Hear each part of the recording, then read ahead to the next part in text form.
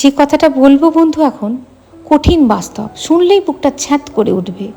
আর বাস্তব সবসময় তেতো হয়, কিন্তু সেটা বাস্তবই থাকে। এটা আমার কথা নয়, এটা গীতাতে লেখাই আছে যে প্রত্যেকটা মানুষ যে যেখানেই বিলং করুক না কেন, প্রত্যেকের জীবনে একটা করে সময় আসে একা থাকার, একা বাঁচার। তাই নারী পুরুষ নির্বিশেষে যেটা কঠিন বাস্তব, কঠিন সত্য ঘটবেই, সেটার জন্য এখন থেকে তৈরি হওয়াটাই তো ভালো। একটু একটু করে যদি আমরা তৈরি হই, তাহলে জীবনে সেই সময়টা গিয়ে অন্তত চোখের জল ফেলে এক কোণায় বসে থাকতে হবে না। আমরা সমাজবদ্ধ জীব আর বিভিন্ন সম্পর্কে আবদ্ধ।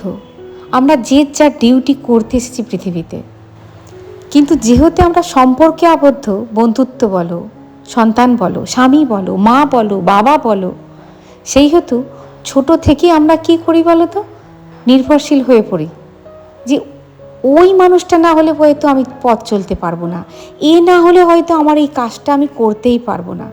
যদি আমরা নিজে থেকে তৈরি করি এখন থেকে একা একা হাঁটা, একা একা হাঁটতে শেখা, পথ চলতে শেখা, একা একা একটু জানতে শেখা, তাহলে হয়তো জীবনে সেই পর্যায়ে এসে একটু সহজ হবে। সময়কে অন্তত বলতে পারবো, তুমি আমাকে ভয় দেখাচ্ছ, আমি তো নিজেকে অনেক আগে থেকেই প্রস্তুত করে নিয়েছি গো একা থাকার। একা থাকার অভ্যাস তাই বন্ধুরা এখন থেকেই করা উচিত।